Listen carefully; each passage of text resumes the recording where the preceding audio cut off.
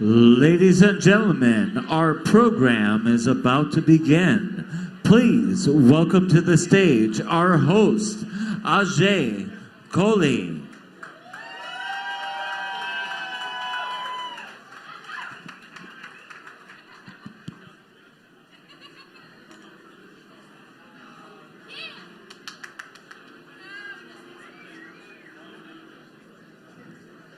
Ladies and gentlemen, welcome to the third annual AI After Dark. Are we ready for the best evening of RSNA? Come on, people, make some noise. Are we ready? That's what I expect from the best crowd at RSNA. My name is Dr. Ajay Kohli. I'm a radiologist, entrepreneur, and an investor in all things healthcare, and I'm your host for AI After Dark. All of you have been individually invited to this event. This truly is the creme de la creme of all things healthcare and innovative technology. We have the absolute best in academia, from residents from Harvard to UCSF, to Stanford, to Cornell, to Jefferson, to Northwestern, to University of Chicago, and many, many more. Perhaps most importantly, we have representation from two of the greatest radiology programs, not just in the regions, but in the entire country. Give it up for University of Texas Southwestern. Where's my UT crowd? And let's never forget the greatest radiology program in the history of healthcare, the University of Pennsylvania School of Medicine. We also have amazing clinical talent from the rest of the country, including Envision, Kaiser Permanente, Baylor, Atrium, Rad Partners, Radiology Associates of North Texas, Sutter, and many more. We truly have radiology talent from nearly every continent on the planet, from North America, including US, Canada, Mexico, to South America, including Colombia, Chile, Brazil, including Africa, from Nigeria, Kenya, South Africa, finally on to Europe, from Ukraine, to Asia, and even Australia and New Zealand. We're still working on getting that lone radiologist from Antarctica. Maybe next year's AI After Dark. We also have the very best in industry represented here tonight, from GE to Canon to Siemens to Hologic to Amazon to Nuance to AI Doc to the leader in AI MSK image biopsy to Google and many, many more. We also have several VCs funding these and several other companies. Perhaps most importantly, as the world of radiology and technology continues to get larger in scope, yet smaller in players, we wanted to work with the absolute best to bring together this amazing crowd. I wanted to take a moment to thank our corporate partners. Our corporate partners represent the very best of radiology, including Envision Health. Please give a very warm round of applause for Scott Scorpion, Jessica Esposito, and especially the legend, Dr. Samir Shah.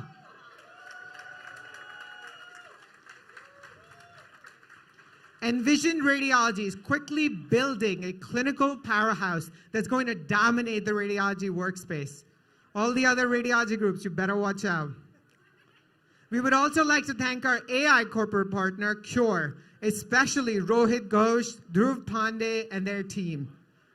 Elite entrepreneurs, these Cure guys are building one of the best AI companies in the whole world. Huge round of applause for our AI partners. One last thing before I introduce our moderator for the evening, rules. There are no rules. We tried implementing rules in the last several years, but after an open bar, none of y'all give a shit about the rules. So no rules this year. Just make sure to tweet and share hashtag AI After Dark, and we are also being live streamed on all social media, including LinkedIn and Twitter. Well, as long as Elon Musk keeps Twitter alive till tomorrow morning. Speaking of tweeting, it is my honor and privilege to introduce radiology's chief twit himself, our moderator, Dr. Saurabh Jha, aka Rograd. Radiology's provocateur-in-chief, he's going to take the most significant conversations into dangerously new directions that they've never been in and keep on pushing. Give it up for the legend himself, Rograd.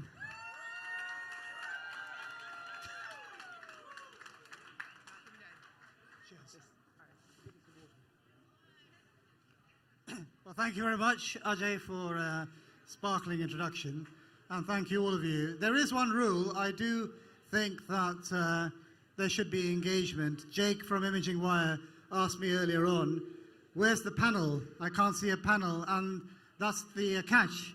You are the panel, all of you out there, and you're the ones that are going to get the discussion going. So the whole idea of this event is that we have conversation between different people from different perspectives, different stakeholders. And I'm going to dive right in. So the less I talk, the more you talk, the better it's going to be. So let's start off with a very basic question. Someone, I don't know who, likened AI to adolescent sex, which is that everyone talks about it and nobody uses it. I'm not going to ask you about adolescent sex. I think we're kind of beyond that.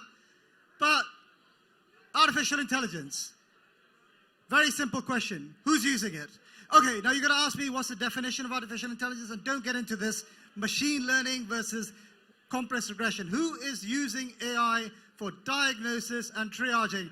Nina Kotler has raised her hand. Can someone give her the mic?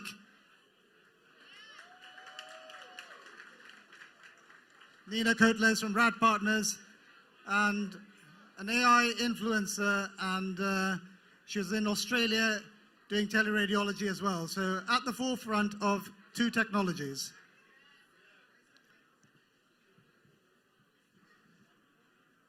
And I want to hear from many of you, and I also want to hear from people that want to use AI but feel that it's not meeting their needs, and those that have used AI and feel that it's great or not so great. So ladies and gentlemen, this is the lady, the legend, Nina Kotler from Rad Partners. Huge round of applause for Nina.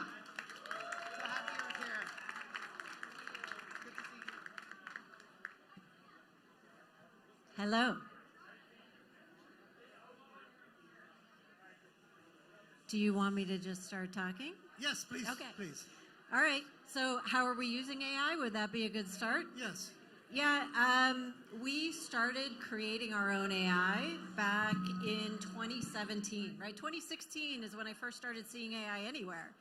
And we had a use case. We're like, hey, we need to be able to create a solution that can help our clinicians remember what the best practice should be for all of these incidental findings. No one's telling us. We went out in the industry, no one was able to do it.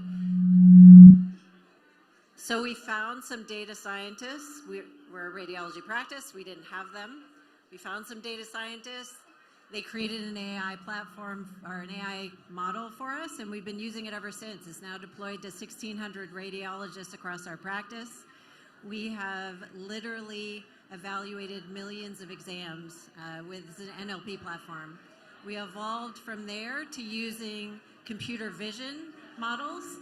We are using 8 different computer vision models that are available to 17 million annual exams every year. We have radiologists that are using it every day and have been since 2020. Excellent. Do you like it? Is it useful? One more time, Harry. Do you find AI useful? Say that again. Do you find AI useful? Oh my gosh. AI is extremely useful. I remember Harry and I got together several years ago when we were talking about computer-aided detection for triage. And Harry's like, listen, I get my studies done in 30 minutes or less. My average turnaround time is nothing. Like, what are you going to do with a triage algorithm? This was many, many years ago. And we were like, we have found so many benefits to actually deploying the model that you wouldn't have expected, right? What do you expect with a triage model? You expect that you're going to get to the case the positive case faster, which now is actually hugely relevant because we're way behind all of our exams. Back then, not as relevant, but what we found is it increased our sensitivity. It helped produce a use case so our hospitals would be willing to pay for it. Our RADs loved it. When we told them we were going to take it away, they said no. Okay, so you're using AI, you like it. Is there anything you don't like about AI? Would you give it back? How much would you pay for it? All right, I don't want to reveal. AI has to create more value than the dollars that you pay for it, right? 3 times the value is what you should get back, and you definitely can do that.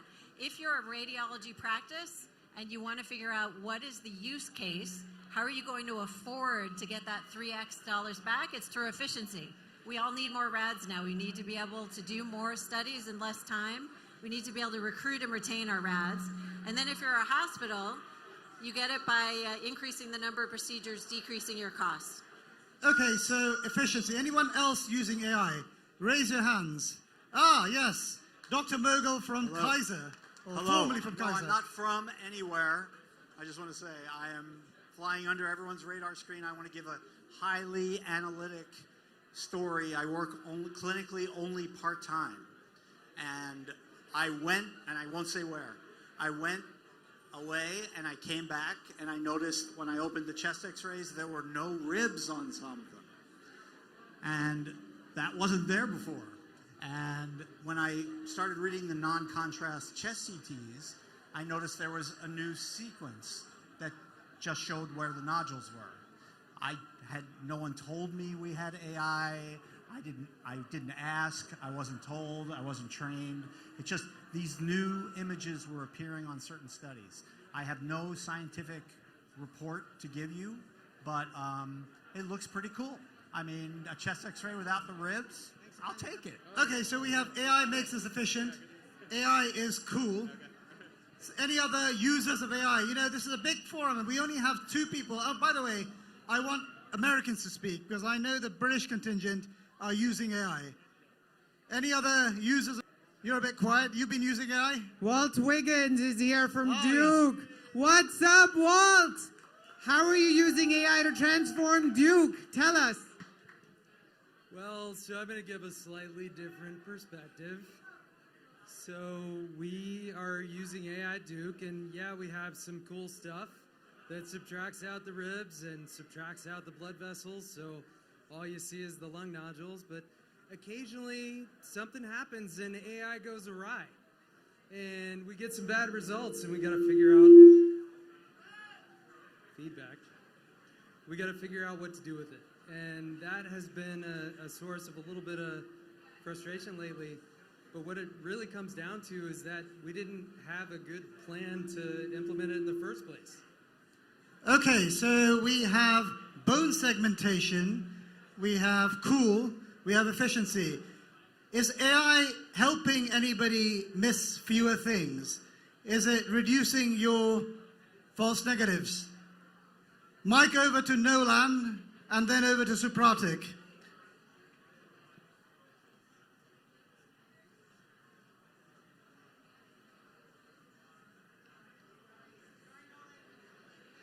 Yeah, so the idea really, what we're trying to do over here is we're trying to get a broad section of what you're doing with AI, because the next thing that we're going to discuss is what do you want from AI?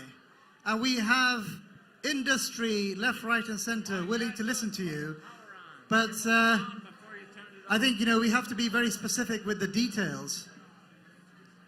So, people in the back, we are in the company of Twitter celebrity genius, the great Nolan. How are you using AI?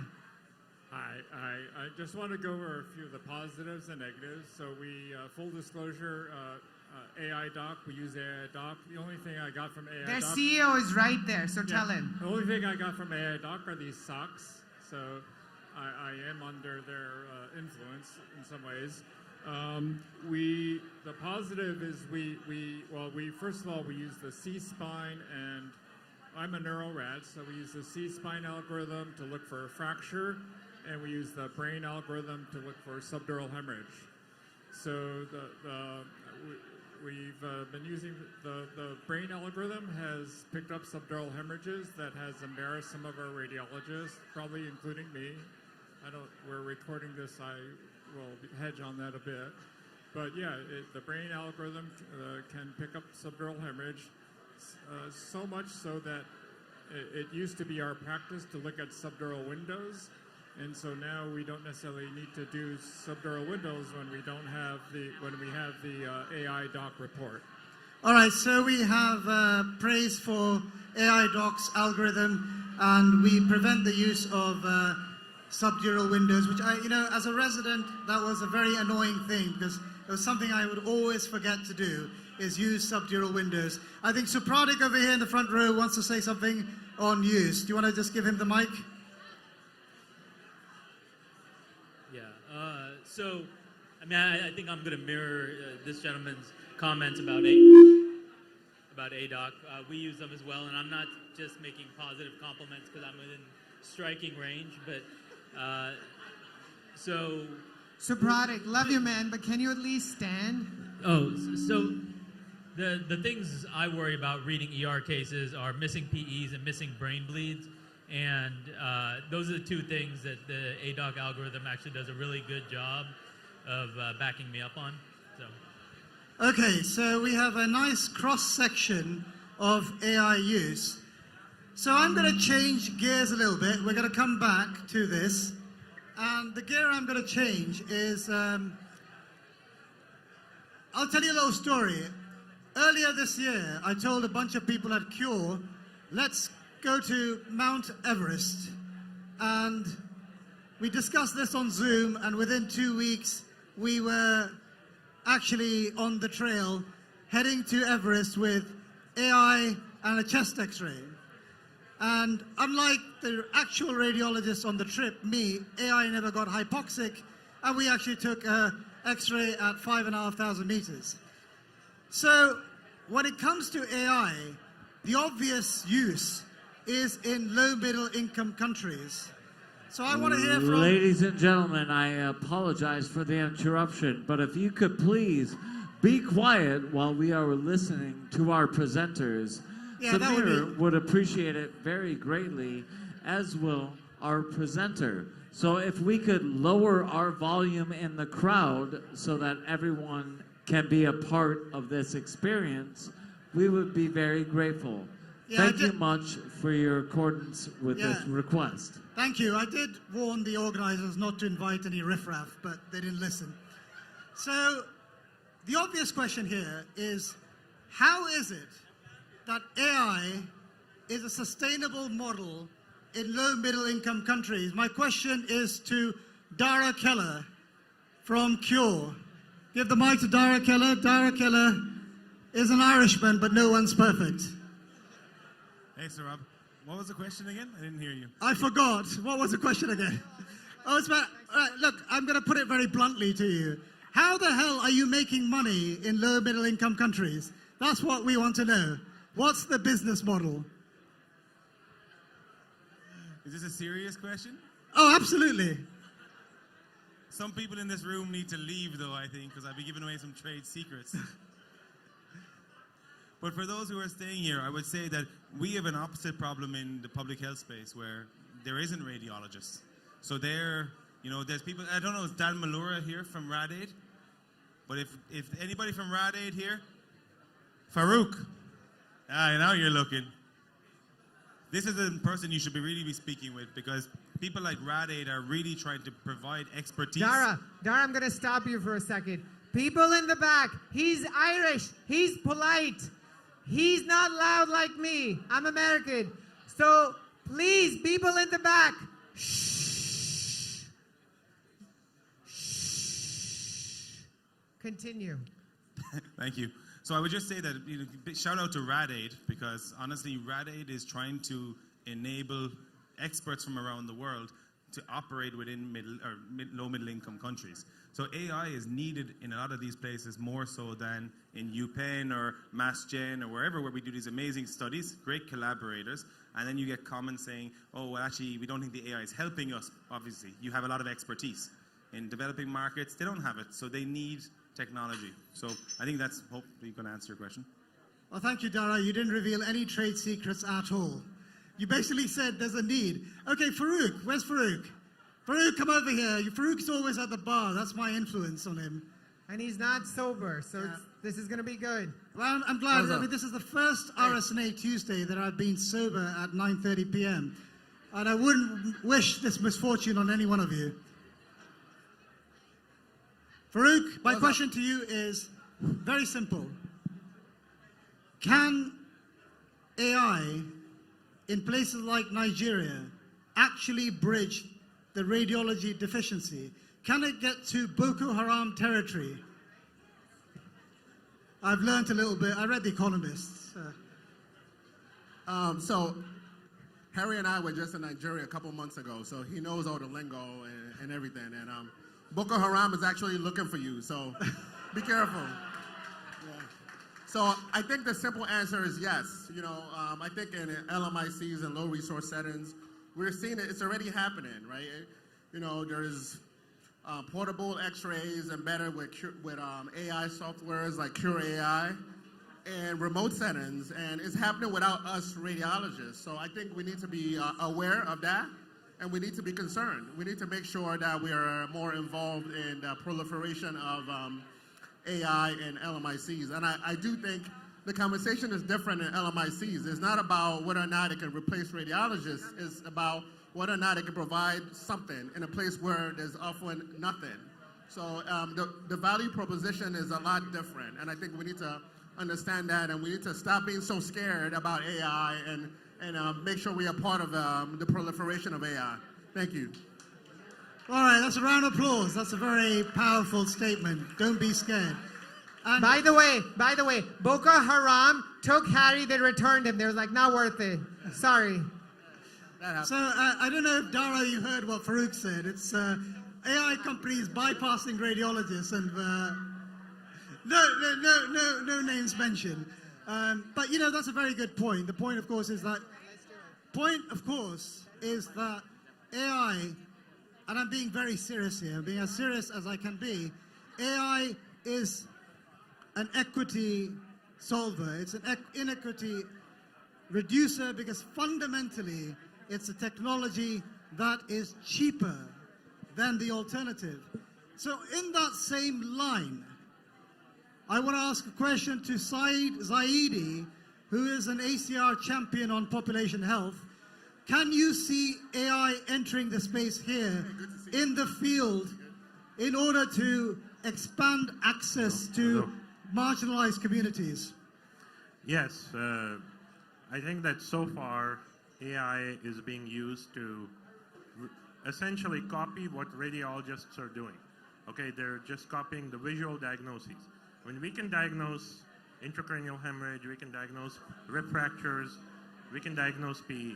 I mean, it's a good entry point, but we need to go beyond that as far as population health management and working with marginalized communities, such as we should be using AI to make diagnoses where the radiologist is not making them normally.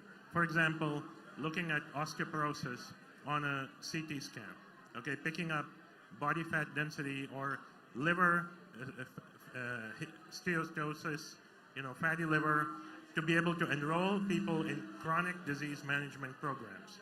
That way you actually expand the value that radiology is bringing to the enterprise. We can actually have downstream savings where radiologists start to manage more care, because we are seeing the fee-for-service system is falling apart. In the post-COVID world, there is a huge radiology staffing shortage. AI is a part of the solution, but not just focusing on efficiency.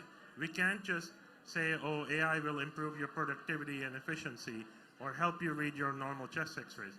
There is a way to actually impact the downstream cost savings and to be able to then improve access to healthcare all over the United States. Well, thank you. I mean, this is really very, very important stuff.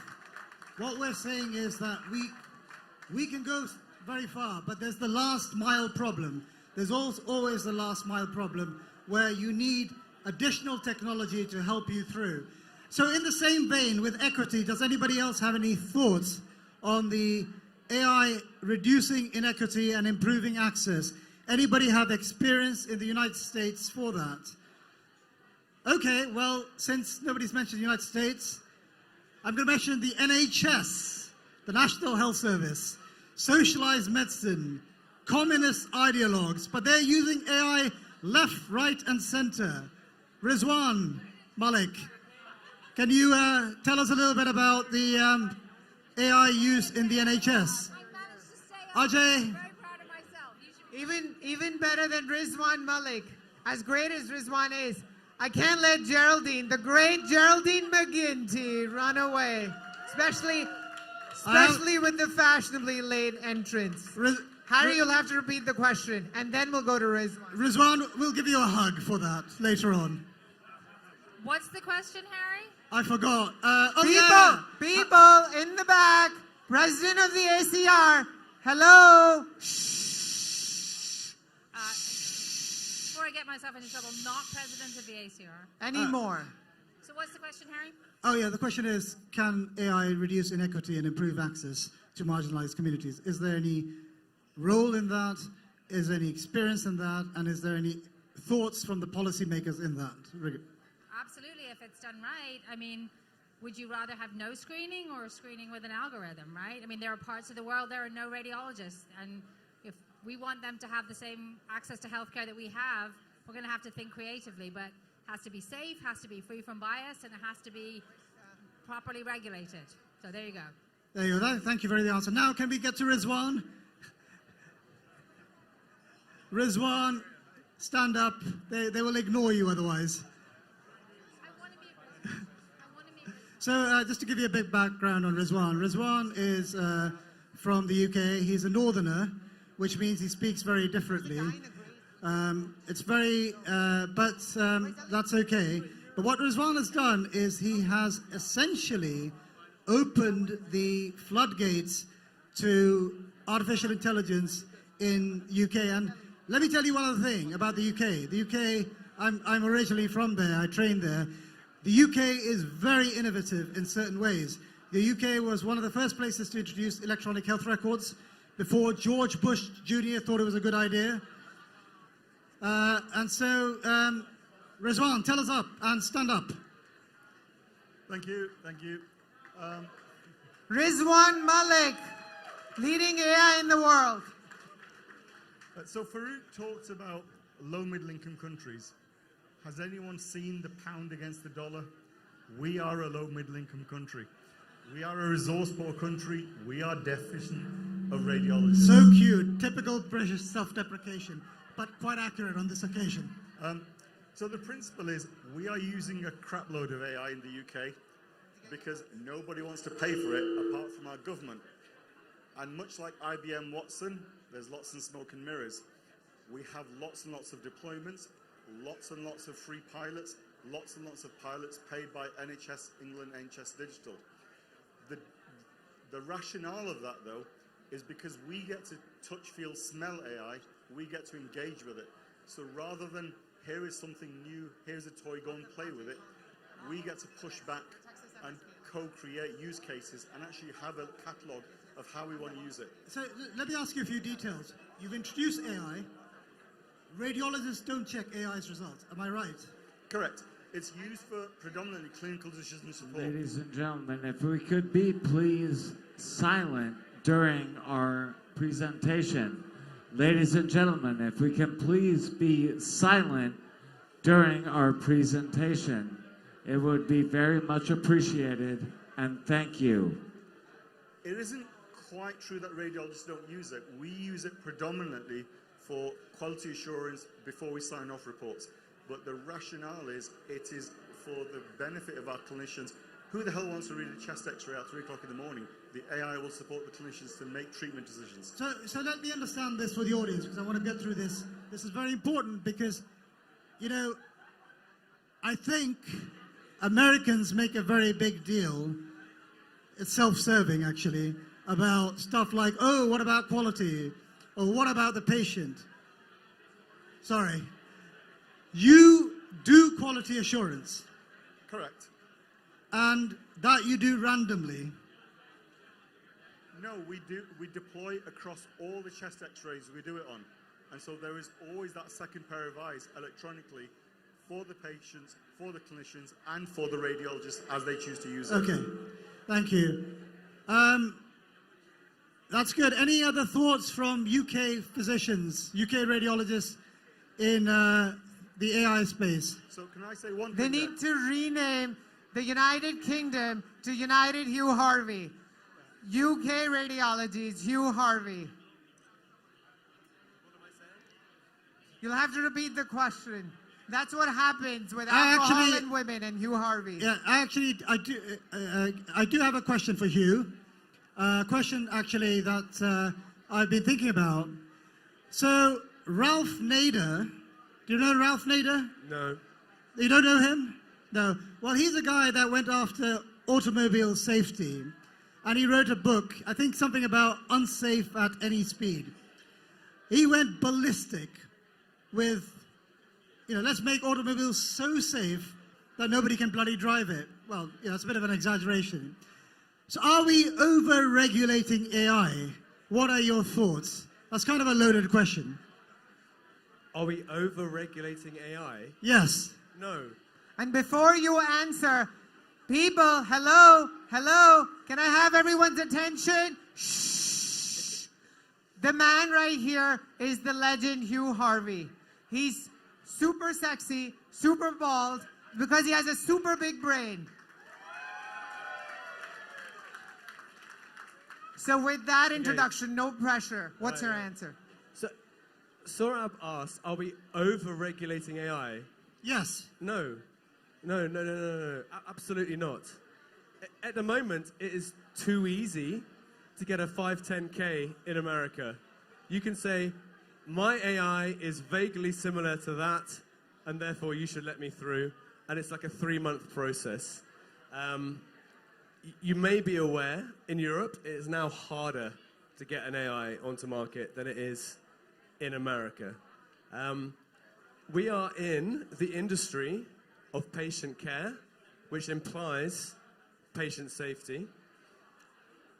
And I think we should all agree that regulation should be at the heart of everything that is done in the AI industry.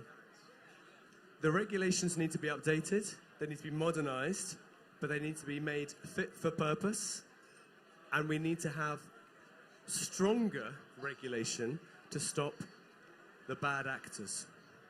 So can I call you the Ralph Nader of artificial intelligence? Yes. No, but honestly, I have a follow-up question, and then I would encourage other people to ask you as well.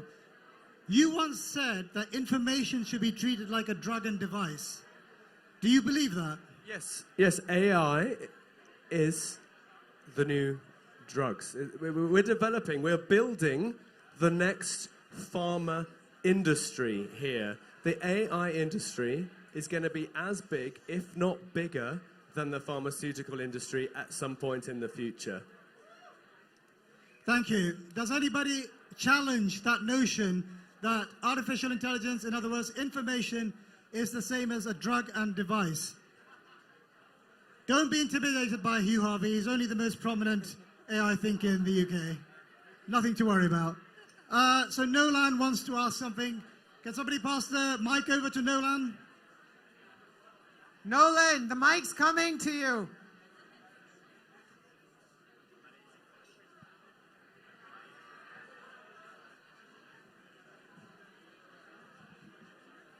Hi.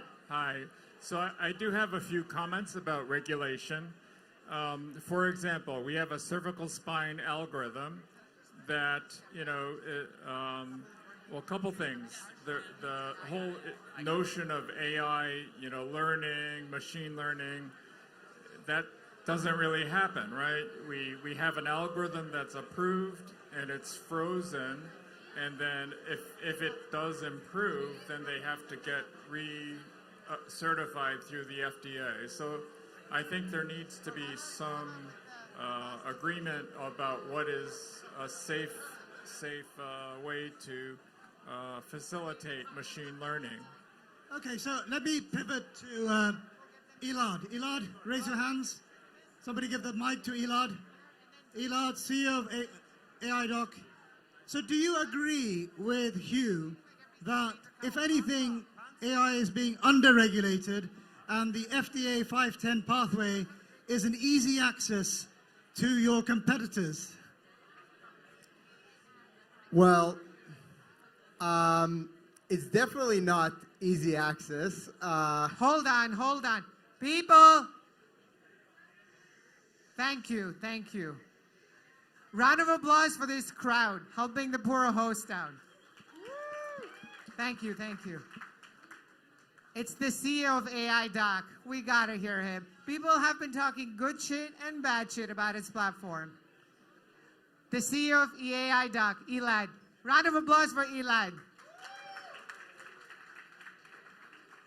I didn't hear any bad shit, though. That was just me.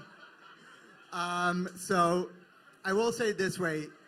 We are going through the FDA, working with the agency on, I would say a monthly basis.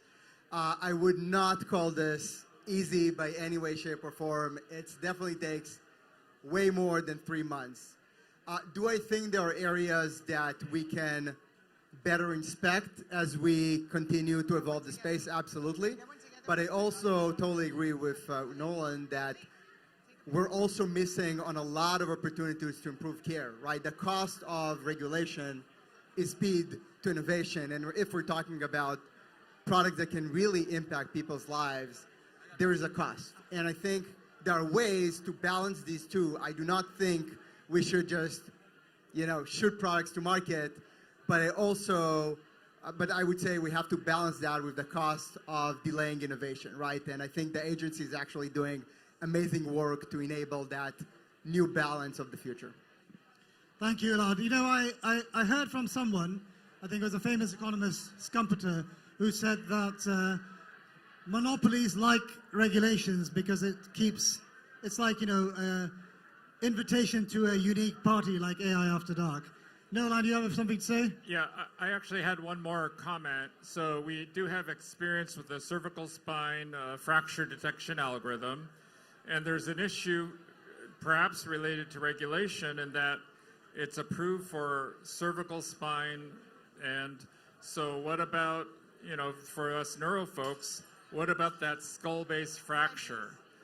And so we've had issues where, there's perhaps a skull-base fracture, but it's certified for cervical spine.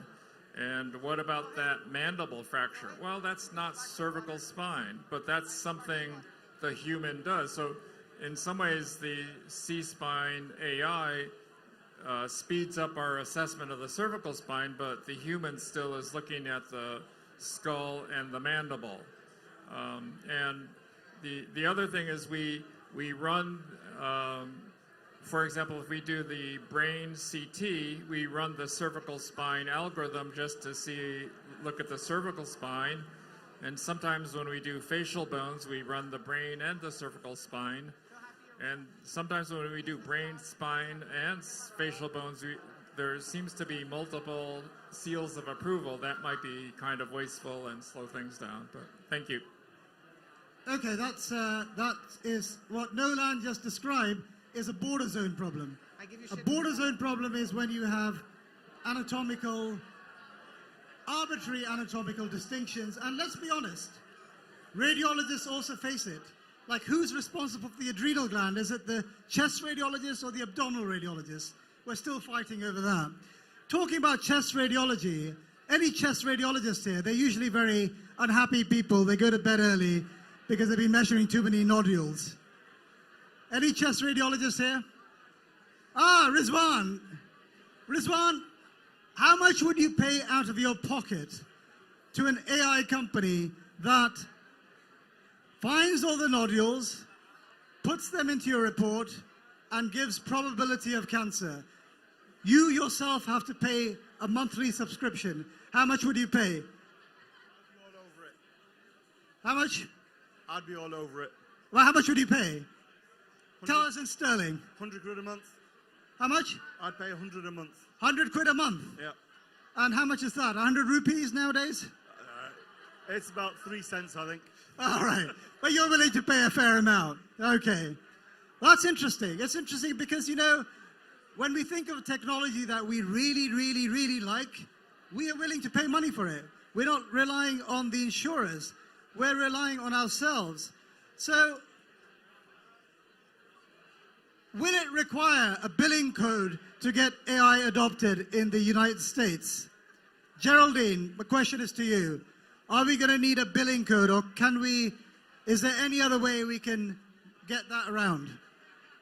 People, hello, people, if you can see this, tell your neighbors to shh. Like I said, President in the House, Madam President, sorry, the great Dr. McGinty. Round of applause for Dr. McGinty. Not the president. Keep telling you that.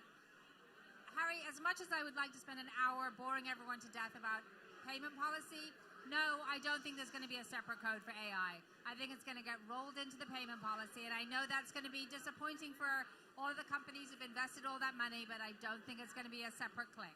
So you don't think there's going to be a separate billing code? I do not. No, I do So not. it's not.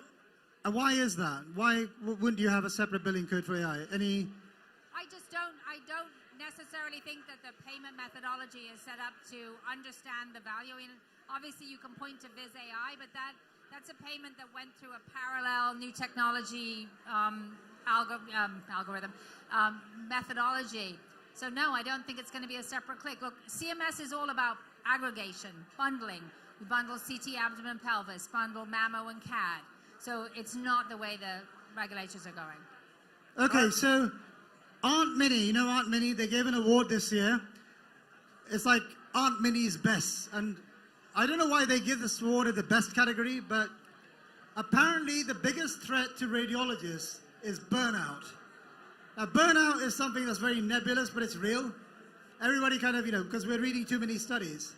So here's my question to Dr. Nussbaum. You are head of a private practice, a small private practice. You care about your employers, right? Employees, I mean. You look after them, right? If they complain of burnout, you care about them. It's a mom and pop shop. Would you buy AI to do 20% of the diagnosis to relieve your radiologists? And how much would you be willing to pay for that?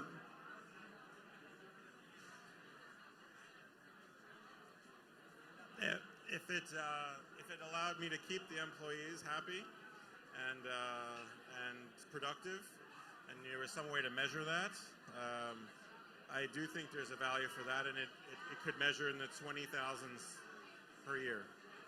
20,000 a year.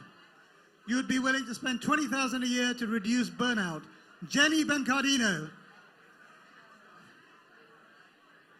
you run a section of very hard-working people. Musculoskeletal imaging. How much would you be willing to take a salary cut from all your section in order to get AI to diagnose imaging to reduce 20% of the work? People, hello, it's the host again. The person the question is going to is the great Dr. Jenny Bencardino. Woohoo! She runs a very tight shop at Penn MSK. I know that because I work at UT Southwestern MSK. She runs it and she looks so good. My boss, Avnish Chabra over there. Avnish, he runs a very tight shop. He doesn't look as good though. Just saying. All right, so burnout is definitely real. I don't think we need to prove that AI is good for us. The Margulis Award of Radiology, the main journal of our profession, went to an AI paper by Ali Germasi on fracture detection, aided by AI. So we definitely can use AI to improve patient care, to speed up workflow, and to avoid burnout. So I don't think there is a question, in my mind that that's the way to go. Okay, but that wasn't my question. Yeah. My question is, how much of a salary cut would you take So- in order to buy AI to take 20% of your work? So can I give a shout to one company or not? You can. So Glimmer is going to be providing free services for us for 2 months, and we'll decide if we want to, pay out of pocket that money to them in order to improve our fracture detection efficiency in patients who come through the emergency room and have preliminary reads by our residents. So apparently, based on the radiology paper, the fracture detection increases 10 to 30% using Glimmer.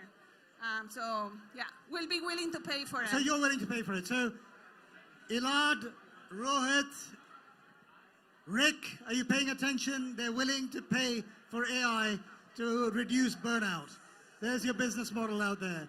All right, so I'm going to move to another question. We're coming to the end of the evening, so there's going to be plenty of time to network. And if those on the side haven't adequately spoken to each other, now's your opportunity. So one of the very cool things about AI is the fusion of AI and hardware. One big example is the chest radiograph. Michael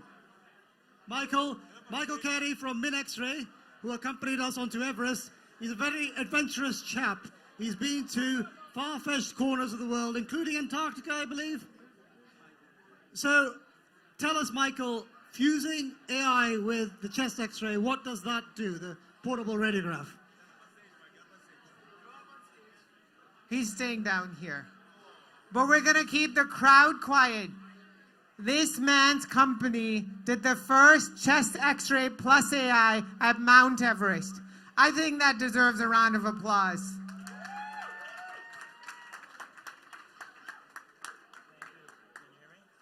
No.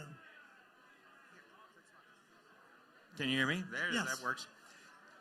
So the implementation between AI and hardware is, I think, perceived very differently in the marketplace, right? Because I come from a commercial enterprise, right? And what we're seeing with the AI, where it's really needed and deployed widely in developing nations, right, is we talk about regulation and we talk about cost. We talk about access to care. We did this program in Everest to bring attention to the challenges in the developing world where we can provide access to care. The problem is availability, right? And so in this very capitalistic environment, right, where there's a chronic shortage of radiologists, right, that space will be filled with AI.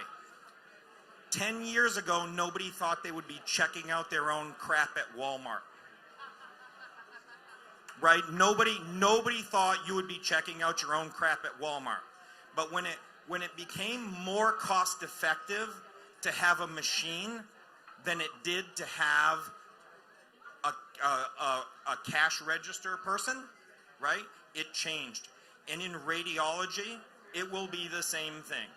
We can talk about the lofty ideas of regulation and safety and all of those things, but we talk about those things when we talk about the presence of radiology services. If you go to the places I go, they don't have them. And right now, AI is way better than nothing. And that's what these people get, is nothing, right?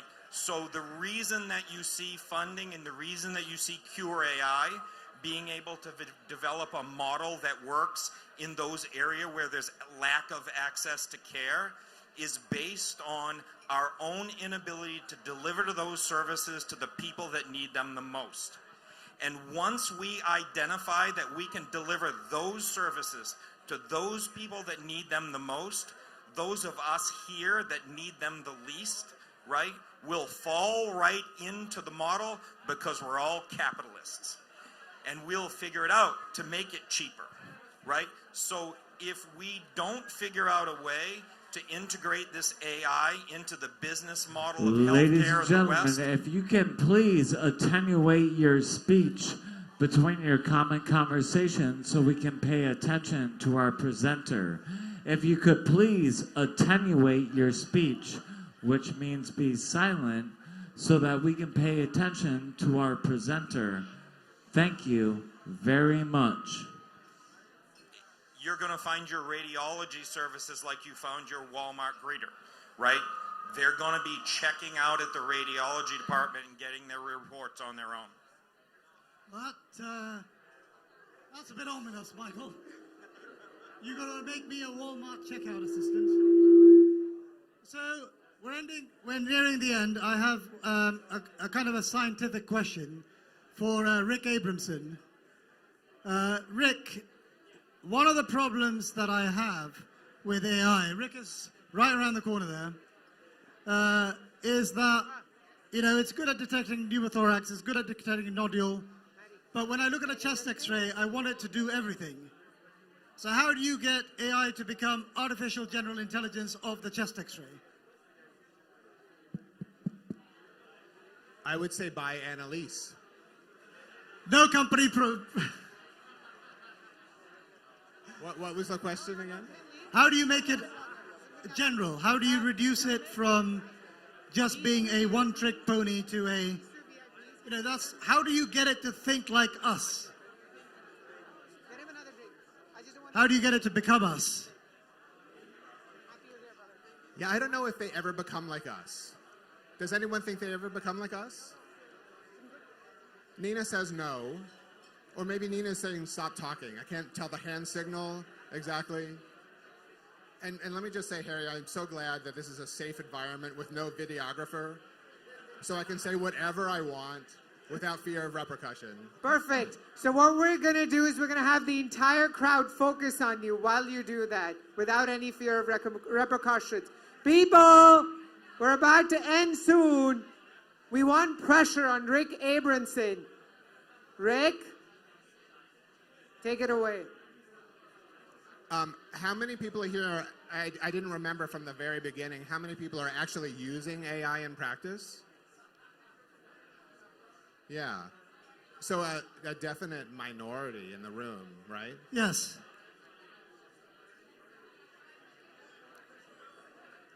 Can I hand off to a friend? Harry, am I allowed to do that? Yes. Can I hand off to Dr. Catherine Jones, who's here from Sydney, Australia, and would love to answer that question despite her jet lag? Yes. In the meanwhile, Dara wants to say something about my question. Go ahead, Dara. So Rick, and so this is going to be controversial, so Rizwan, I'm blaming you in advance. I would say the comprehensive model, this is a great soundbite, and I think everybody's scared by this. I'm not going to lie. But I will say that when you've deployed commercially at 900 sites across the world, you'll realize people want less. They don't want you to replace the radiologist, because like everybody in this room was nodding, saying, hey, I won't replace the radiologist. They want minimalistic aspects of their job improved, but they can't expect the perfection of themselves, so they don't want that. So the comprehensive approach, I guarantee you in your first major deployments, you'll be told, I just want 10 of these abnormalities detected. I don't want 150, I don't want 5, I just want 10. And I think it's important to recognize this fact, because unless we recognize that people, decision makers, will have their requirements, you're not going to actually be able to solve the whole aspect. So there's somebody here who wants to make one comment. It's not just somebody. So we're having actually a dialogue. All right. So Rick, what do you say to that? We have a dialogue. Show of hands for people want less. People want less. Not many people wanting less. I just want to make that observation. And I'd also like to, I'm going to hand off to Dr. Jones, who actually has a lot of experience with a real-world clinical deployment across hundreds of sites with a comprehensive model. So let me just recap the question. This is a very important question. Do we want AI to be comprehensive and think like us, or do you want it to be nodule, pneumothorax, fracture, bleed? Thanks very much. So for those of you who don't know me, I'm from Australia, which is a very, very, very long way away from Australia, where we, for once in the history of this planet, are leading the way. We've been using comprehensive AI for more than 2 years. And in fact, about a quarter of the chest x-rays that we do across Australia are analysed by AI to assist our radiologists. That's a quarter. It's actually a huge number. And when you try to do a large-scale deployment and no one will want comprehensive AI, well, the top 4 largest private practices across Australia all said, yes, please. And the answer isn't because we want to see more data in front of us when we do our reporting. All of that is customizable. The thing that our radiologists want is something to make our job easier and something to make our job faster. Without compromising patient quality and the outcomes for the patient, it actually makes it better.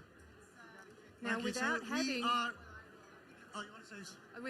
that comprehensiveness, you can look for 1 or 2 or 10 things, but that barely covers even half of our patients when they come through the door. You need to be able to say, I'm confident that I've got it right, and my safety net of the AI is comprehensive enough that I'm confident in it. And so when we have that security and we ask our radiology colleagues, do you want us to take this away? They all just say, no, because when I can't access it, I feel like I've lost that second pair of eyes. And that, in the real world practice over 2 years, is the proof in the pudding right there. We'd love to get your thoughts. Okay, so this is a good point to end this evening's discussion. And it's a point that's going to be very important for radiologists to resolve. Do you want AI to be an enhancer or just take some of your work in the entirety? My feeling is the latter for myself. I think everybody has different feelings, and I think this is not just a industry strategy point, but very much of a philosophical point. Well, this year, AI moved to the south and north pavilions. It used to be in the basement. Next year, who knows? It might be at the Hyatt Bar, but it's making progress. I'd like to thank all of you for attending. To sound like someone from Southwest, I know you had other choices. Bullshit. You came for the free drinks. So I'm glad you all came. I'd like to thank our sponsors, Envision and Cure. It's not a coincidence that they partnered together. Teleradiology and AI are natural friends. As Arjun Kalyanpur said, they're birds of the same feather. I would also like to, I would like Arjun Kalyanpur to say something. He's raised his hand. Let's give him the mic.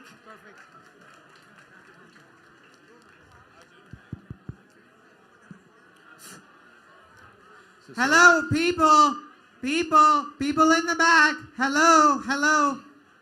The man about to speak is Dr. Arjun Kalyanpur. He runs the largest teleradiology practice in the world. Huge round of applause for Dr. Kalyanpur.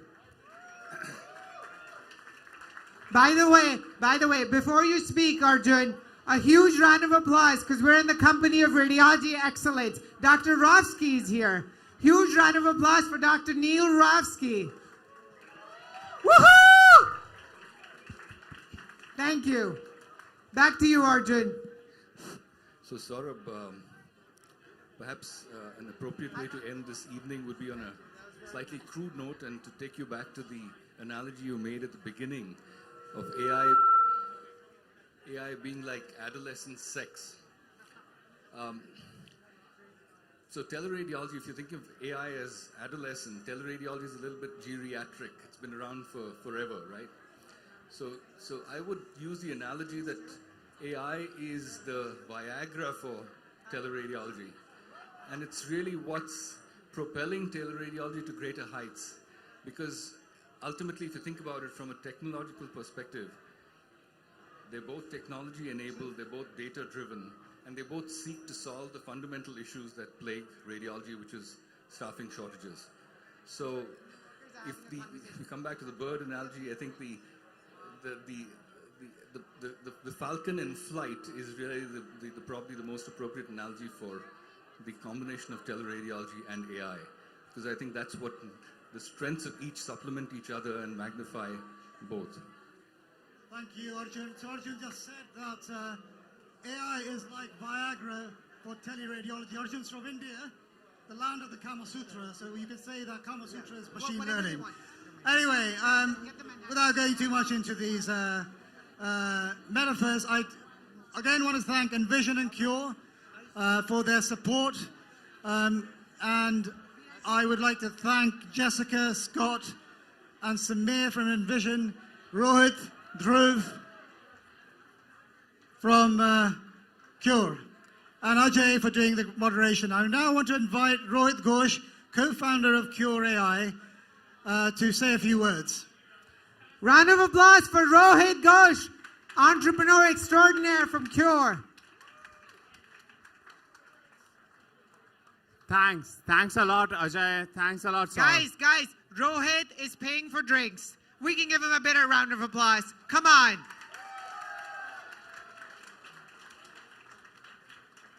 Thank you. Thanks a lot, Ajay. Thanks a lot, Saurabh, for actually hosting such a fantastic session. Again, people at the back, can I have your attention for just 2 seconds? Yeah?